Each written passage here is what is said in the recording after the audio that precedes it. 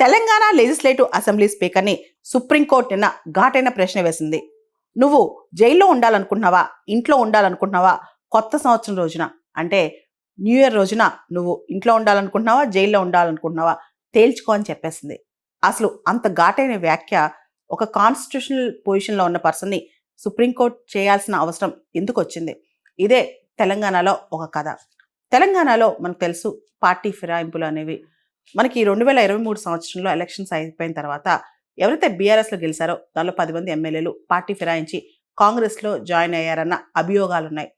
దానికి సంబంధించి డిస్క్వాలిఫికేషన్ ఎవరైతే బీఆర్ఎస్ ఎమ్మెల్యేస్ వాలంటరీగా బీఆర్ఎస్ పార్టీని వదిలేసేసి కాంగ్రెస్లో జాయిన్ అయ్యారో వాళ్ళని అనర్హతకు గురి చేయాలి, డిస్క్వాలిఫై చేయాలని చెప్పి తెలంగాణ హైకోర్టులో పిటిషన్లు పడ్డాయి. ఆ తర్వాత ఆ పిటిషన్ కాస్త సుప్రీంకోర్టుకి వెళ్ళాయి.